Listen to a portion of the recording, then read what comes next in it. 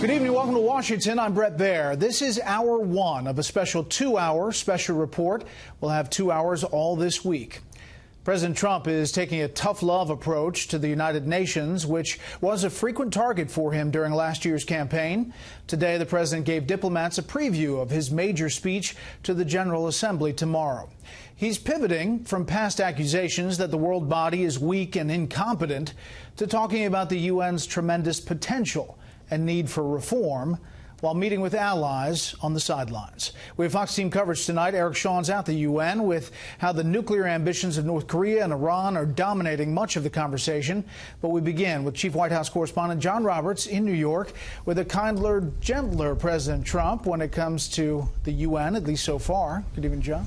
At least so far, Brett. Yes, the president's first day at the first UN General Assembly that he's attended was very carefully scheduled today to minimize the chance for any unforced errors and maximize the president's exposure on the world stage. His first two bilateral meetings today with Israeli Prime Minister Benjamin Netanyahu and the French President Emmanuel Macron. The last time that the president and Macron were together was at the Bastille Day parade on the Champs-Élysées in Paris. That was back in July. It's pretty clear after being the guest of honor there at Paris that Bastille Day that the friendship has only grown between President Trump and President Macron. You could hear that from the language at the bilateral today. And President Trump also revealing that after witnessing that military parade down the Champs-Élysées, he'd like to do something similar here in the United States. Listen.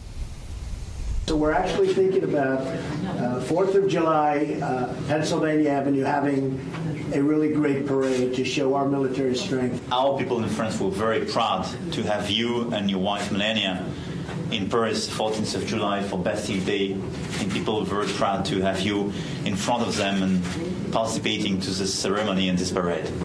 The president also met for the third time as president with Israeli Prime Minister Benjamin Netanyahu. At every opportunity, the two highlight how different the relationship is now between Israel and the United States from the way it was during the Obama administration.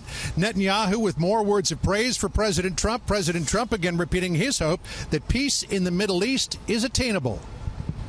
I really think we have a chance. I think Israel would like to see it, and I think the Palestinians would like to see it. And I can tell you that the Trump administration would like to see it. So we're working very hard on it. We'll see what happens. Historically, people say it can't happen. I say it can happen. I want to say that under President Trump, America's position towards Israel at the UN has been unequivocal. It's been strong. It's got both clarity and conviction. The president even had a friendly audience and a friendly reception this morning when he exercised some tough love for the United Nations, insisting that the organization is in critical need of reform. The United Nations Secretary General Antonio Guterres agreeing, saying the thought of UN bureaucracy keeps him up at night. Tomorrow, the president's got that big address to the United Nations General Assembly, the general meeting. That'll be tomorrow morning at 10:30. Three broad themes for that speech: protecting the American people, promoting American prosperity, and also promoting accountability and sovereignty among the 193 member nations of the United Nations. You can bet that during that speech, the president will hit on some of the big themes clearly that he wants talked about by those 192 other member nations, Brett, and that is North Korea, Iran, and terrorism. John Roberts live in New York. John, thanks. We'll have a full wrap up at the top of 6 p.m.